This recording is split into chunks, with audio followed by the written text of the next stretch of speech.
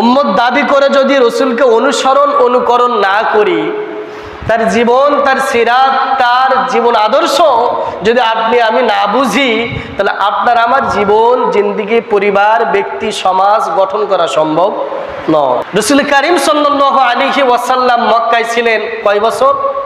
13 বছর। কয় বছর? 13 বছর। আর মদিনায় ছিলেন 10 বছর। এই নবুয়াতি জীবন ছিল মোট কয় বছর? 23 বছর। আর এই 23 বছর ধরে কি নাজিল হয়? কোরআন। কি নাজিল হয়? কোরআন, আসমানি গ্রন্থ। এই 23 বছর ধরে আস্তে আস্তে করে আমার নবীজির উপরে মুহাম্মদ সাল্লাল্লাহু আলাইহি ওয়াসাল্লামের উপরে জিবরাইল আলাইহিস সালাতু ওয়াসসালামের মাধ্যমে কি হয়? নাজিল হয়। একটি সমাজে, একটি রাষ্ট্রে কোনো মতবাদ, কোনো বিষয় যদি আপনি প্রতিষ্ঠিত করতে চান বা প্রতিষ্ঠিত করতে চায়, তাহলে ওই সমাজে, ওই রাষ্ট্রের, ওই জনপদে অধিকাংশ মানুষ যদি সেটাকে গ্রহণ করে, তাহলে সেই মতবাদটি, সেই বিষয়টি ওই সমাজে প্রতিষ্ঠিত করা সম্ভব, ঠিক কিনা? কিন্তু এই গ্রামে, এই মহল্লার, এই জনপদে, এই দেশে অধিকাংশ মানুষ যদি এই মতবাদটি বিশ্বাস না করে, এই মতবাদটি গ্রহণ না করে, বরং তার সক্রিয় বিরোধিতা করে, তাহলে আমি এই জনপদে, এই রাষ্ট্রে, এই সমাজে এই মতবাদটি প্রতিষ্ঠিত করতে পারবো না, ঠিক কিনা বলেন? এটা বাস্তবতা। এটা কি বাস্তবতা? ঠিক তদ্রূপ মুহাম্মদ সাল্লাল্লাহু আলাইহি ওয়াসাল্লাম মক্কাতে ছিলেন, তারা ছিল সক্রিয় বিরোধী। কি ছিল?